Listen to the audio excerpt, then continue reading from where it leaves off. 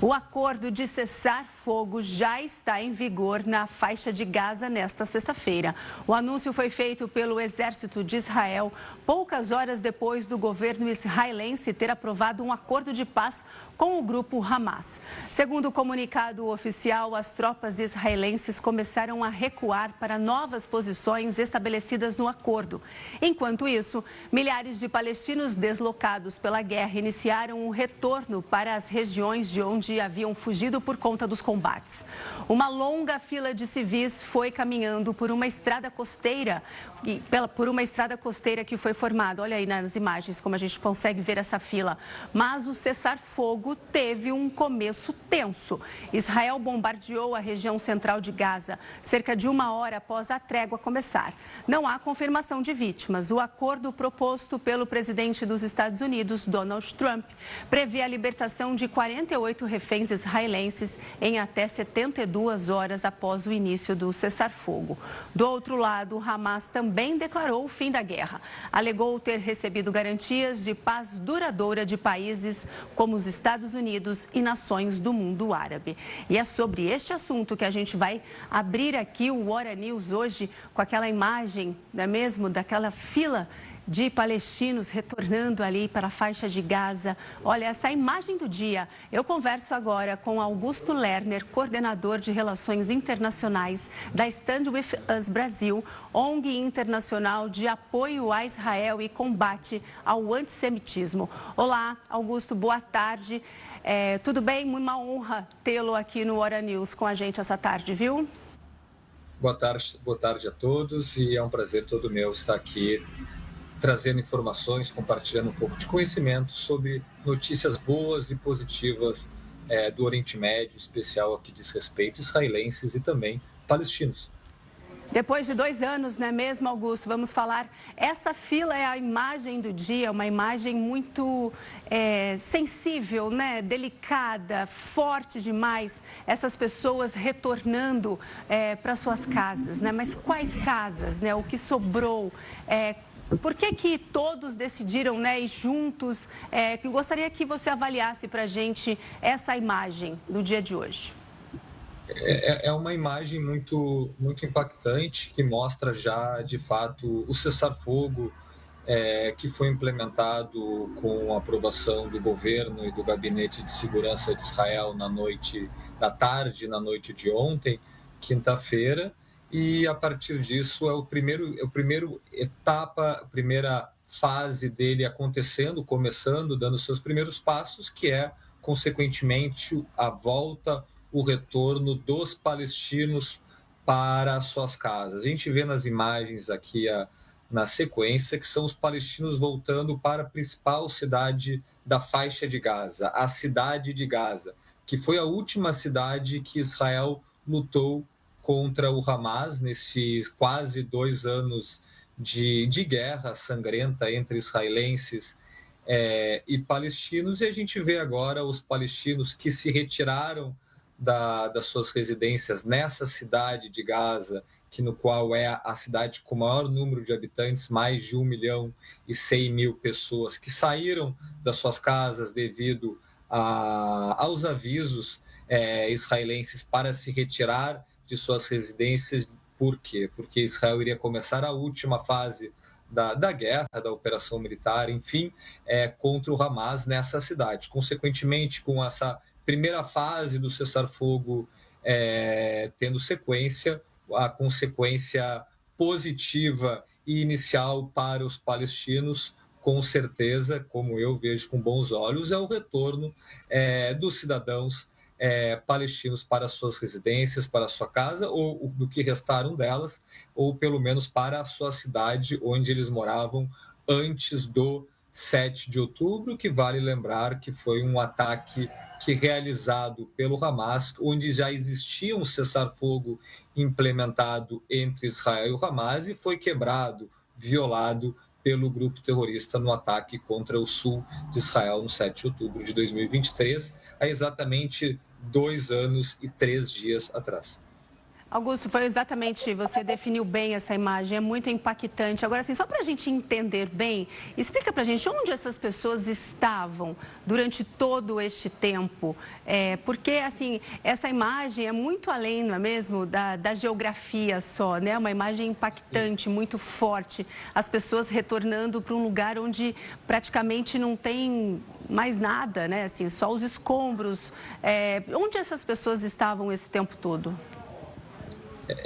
Durante o conflito de um pouco mais de 2 anos entre Israel e Hamas, que, claro, consequentemente atingiu milhões, mais de 1 milhão, são 2 milhões de pessoas, 2 milhões, 300 mil palestinos que vivem em Gaza, eles foram retirados para zonas de não combates, zonas de refugiados internos ou deslocados internos para regiões que não estavam acontecendo combates na faixa de Gaza, que Israel delimitou como zonas seguras, que a população poderia estar naquela localidade ou na região do norte da faixa de Gaza, região central, ou também na região do sul, na cidade de Rafia, onde faz fronteira com o Egito.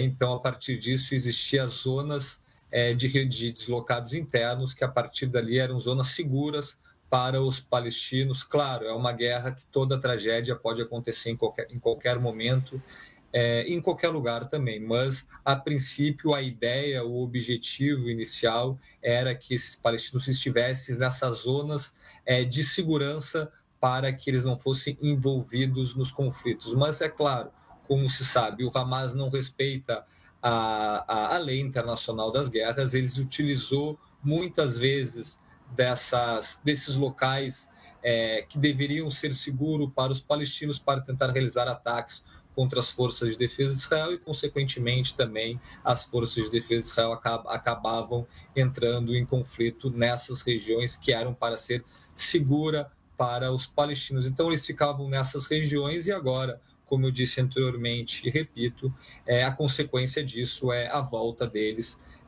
para não as suas casas, se não tiverem sido destruídas, mas sim para as suas cidades de residência. Augusto, agora me diz uma coisa, vamos falar sobre a libertação dos reféns, que aí é um dos pontos, se não o mais importante, o principal. Deve acontecer nos próximos dias a entrega desses 20 reféns que estão vivos e os outros 28 corpos, né, os restos mortais dos outros reféns. Até quando? Você acha que até o início da semana que vem? O prazo, 72 horas após o acordo, não é isso? O prazo é exatamente isso. Foi selado um acordo com a ratificação tanto do Hamas e também do atual governo israelense, chefiado pelo atual primeiro-ministro Benjamin Netanyahu, que o acordo é que os reféns voltem para Israel. São ao todo 48 reféns, 20 deles vivos, 28, portanto, consequentemente, 28 dos reféns que foram assassinados em cativeiro para o Hamas, que voltem entre segunda ou terça-feira já da semana que vem. Quais são os passos desse processo? São divididos em dois.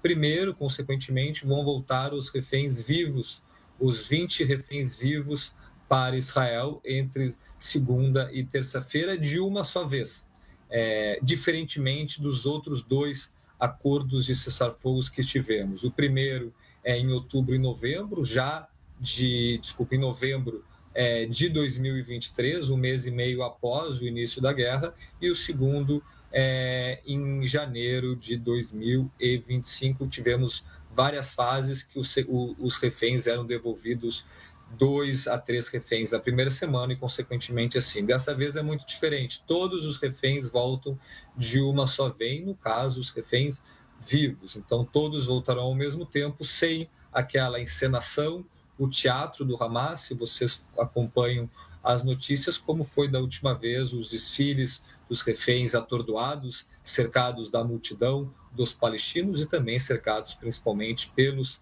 terroristas dos Hamas. Então, dessa vez, a libertação desses reféns será num tom muito mais tranquilo e menos cinematográfico, feito pelo Hamas. E depois, a segunda etapa, é claro, a volta, não a segunda etapa do acordo de cessar-fogo, mas a segunda etapa da volta dos reféns. No caso, os reféns assassinados em cativeiro, não temos exatamente o dia que eles retornarão para casa para, consequentemente, conseguir fazer o enterro dos seus corpos. Por que isso? Porque ainda o Hamas e outras entidades na região precisam localizar esses corpos na faixa de Gaza, que é um trabalho ainda mais difícil.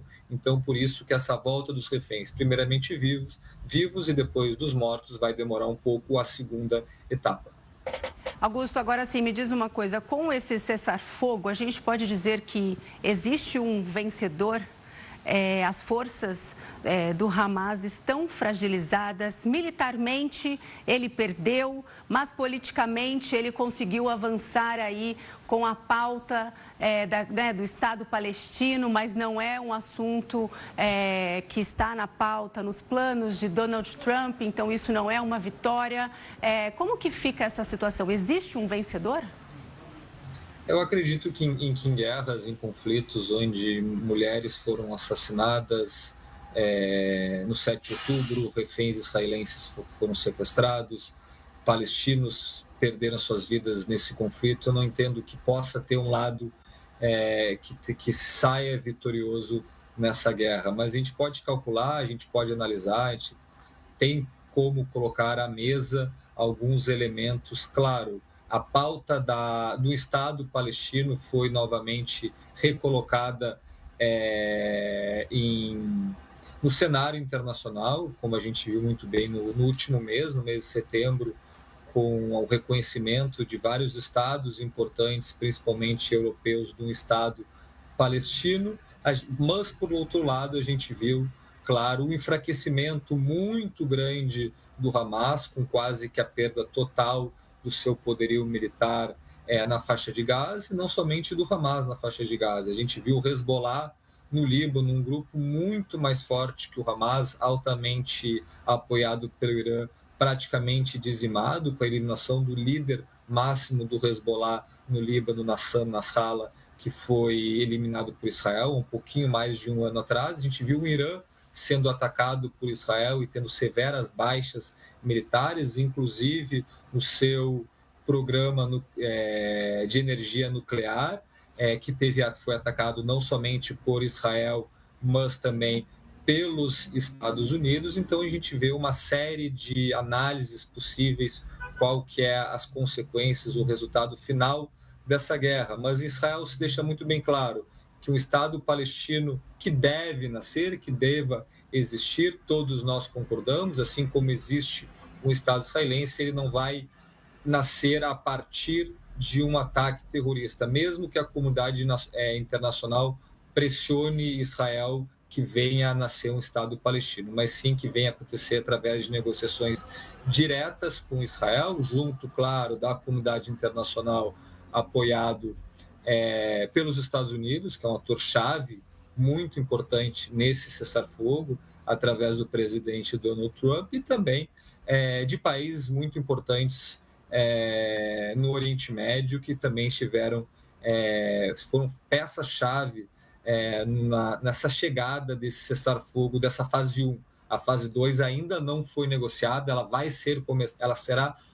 começará a ser negociada na implementação da fase 1, que é o Catar, a Turquia e também o Egito. Os dois primeiros, o Catar e a Turquia, têm uma forte influência com o Hamas. O Egito já possui um pé atrás muito grande com o grupo, por uma série de razões políticas internas egípcias, é verdade, mas a gente precisa entender como serão esses próximos passos. Mas num cenário conclusivo, terminando a sua resposta, a gente vê sim uma pauta palestina colocada à mesa, como não se via antes, mas a partir de um brutal ataque terrorista. Então, o quanto isso valeu ou não valeu. Então, eu entendo que a pauta palestina é justa, é justificada, mas a que preço? A um preço de um ataque terrorista do 7 de outubro? Na minha opinião, não. E a partir disso é necessário, após a conclusão, e se tudo der certo, que sim, nós esperamos que tanto a fase 1 quanto a fase 2 dessa negociação sejam concluídas, existe um caminho futuro para a paz entre israelense e palestino, que seja negociado entre israelenses e palestinos. Tocou no assunto aí da Turquia, vamos dar sequência então, assim, qual foi o papel, né, a importância da presença da Turquia nessa negociação de cessar-fogo? Eles estão visando também, tem uma visão um pouquinho mais à frente, de repente, na reconstrução de Gaza, estão também de olho numa pauta não só política, mas também econômica. Gostaria que você falasse um pouquinho disso para a gente. O atual presidente da Turquia, Recep Erdogan, ele vem se mostrando dentro do tabuleiro geopolítico do Oriente Médio como um player cada vez mais de ideias, e não somente de ideias, mas de movimentos de uma maior abordagem no Oriente Médio. A gente pode pegar como exemplo a Síria, na troca de regime, caiu Bashar al-Assad. Uma das consequências da queda do Bashar al-Assad é por causa da grande destruição do grupo Hezbollah, que dava sustentação ao governo de Bashar al-Assad na Síria, e, consequentemente, a entrada de um novo regime capitaneado pelo HTS, Ahmed Tahrir al-Sham, e o seu novo líder, e quem apoia diretamente esse novo governo sírio é o governo turco, o governo de Recep Erdogan. Então a gente vê a Turquia não somente se envolvendo com a questão do Hamas na faixa de Gaza, que tem um alinhamento político muito grande, ambos, o Hamas e hoje o atual governo turco, que não é mais uma democracia, é quase que uma autocracia religiosa, possui uma linha política dentro da Irmandade Muçulmana, que nasceu no Egito em 1919. Então a gente vê esse alinhamento muito grande entre a Turquia e o Hamas na faixa de Gaza. Inclusive existe escritório e membros do Hamas tanto em Istambul quanto em Ankara, a capital da Turquia, mas na questão de financiamento da reconstrução da faixa de Gaza, eu não vejo a Turquia como principal player nessa questão. A Turquia sofre uma série de viés econômicos no país, e hoje em dia no Oriente Médio existem nações muito mais ricas e com capital muito mais interessante para a reconstrução. Cito duas aqui, tanto a Arábia Saudita, quanto três, na verdade, a Arábia Saudita, o Catar e também os Emirados Árabes Unidos. Eu recordo que os Emirados Árabes Unidos já possuem um acordo de relações diplomáticas com Israel, assinado através dos acordos de Abraão, do ano de 2020, então existe já um diálogo com Israel. Mas eu vejo a Turquia dentro dessa ótica que eu trouxe, nos elementos que eu trouxe aqui para vocês hoje. Então, esses três países que você citou agora podem ser aí os responsáveis por essa reconstrução. Tem um longo caminho pela frente, não é mesmo, Augusto? Porque tem aí mais de 500 quilômetros de túneis. É só o primeiro passo, o importante passo, que todos nós estamos felizes com a volta dos reféns, com o final da guerra, mas os próximos passos serão ainda mais desafiadores. Eu, particularmente, torço que venha a ser encontrada a paz, em definitivo, entre israelenses e palestinos, que os dois possuem seu direito à autodeterminação, consequentemente, e, a partir disso, tem uma região do Oriente Médio menos instável e mais estável para todos. Entendi. Agora, sim, tem um longo caminho pela frente, né, nessa reconstrução. Como eu disse, aí tem mais de 500 quilômetros de túneis do Hamas que precisam ser destruídos. Tem também o desarmamento. Você acha que o desarmamento é um ponto bem difícil ali, quando se fala em Hamas, nesse cessar-fogo? Eu acho que é a pedra no sapato do momento que for negociado a segunda etapa do cessar-fogo, que vai acontecer durante a implementação da primeira etapa do cessar-fogo. Tanto a retirada, a desmilitarização do Hamas, que é um ponto muito difícil e delicado, que o grupo não tem a pretensão de fazer, e Israel disse que só aceita a continuação das negociações na segunda etapa do cessar-fogo, caso o grupo se desmilitarize. Então, esse vai ser um ponto muito difícil, muito delicado, e não somente esse ponto, eu trago outro aqui para as pessoas que nos acompanham na tarde de hoje, também a questão da não presença política do grupo Hamas no novo governo na faixa de Gaza. É importante ressaltar que, primeiramente, vai ser um governo combinado de forças internacionais e autoridades autocráticas na região, para, a partir disso, começar a olhar, quem sabe, eleições na faixa de Gaza sem a presença do Hamas, mas sim da autoridade palestina, que é o governo palestino que controla áreas da Cisjordânia, no outro lado de Israel, que seria uma possibilidade de um novo governo que já controlou a região da faixa de Gaza. É verdade, é importante fazer essa lembrança do ano de 2005, quando Israel se retirou unilateralmente da faixa de Gaza até o ano de 2005. Tivemos eleições em 2006, o Hamas venceu, consequentemente, logo depois tivemos uma guerra civil entre o Hamas e a autoridade palestina na faixa de Gaza, sem a presença israelense, que o Hamas expulsou a autoridade palestina para ficar somente na Cisjordânia. Então, a partir disso, a gente vê que para uma entrada da autoridade palestina é necessário, se faz uma necessidade da não presença e de uma não participação do Hamas na vida política palestina e também na vida de um possível novo exército palestino que venha a ser criado. Augusto, só para a gente encerrar aqui o nosso bate-papo, nós vimos, né, dos dois lados muitas comemorações, afinal de contas, chegou-se aí ao fim do conflito. Ontem nós mostramos aqui no Hora News a Praça dos Reféns, muita gente até tarde da noite comemorando muito. Também vimos ao lado ali da faixa de Gaza, crianças, pessoas comemorando muito o fim da guerra. Isso que é o mais importante neste momento. Tem muita coisa para ser esclarecida, tem muitos passos aí pela frente, muitos pontos a serem discutidos, mas hoje o principal é isso, chegou ao fim. Chegou ao fim, demos o primeiro passo para chegar ao fim, que é muito importante. Às vezes o primeiro passo também é muito difícil de chegar a um denominador comum. Nas negociações em Sharm el-Sheikh, no Egito, esperava-se que essas negociações fossem demorar mais dias do que duraram. Isso é um bom sinal, um sinal positivo, que tanto israelenses e palestinos que estão cansados da guerra, querem que os reféns israelenses voltem para casa, que os palestinos também retornem para as casas que saíram por causa da guerra. E a partir disso esperamos que a fase 1 seja concluída com sucesso e que as negociações também na fase 2, que são muito mais críticas do que a primeira, tenham tanto êxito quanto tiveram na fase 1, para aí sim, um dia, chegarmos a um acordo de paz. Porque vale ressaltar a diferença. Um acordo de cessar-fogo é muito diferente de um acordo de paz. Um acordo de paz é quando um país reconhece a existência de outro, ou um acordo de reconhecimento diplomático, que não foi isso que aconteceu. Tivemos somente agora, mas muito importante, essencial e muito necessário, um cessar-fogo já em vigência, já acontecendo na faixa de Gaza.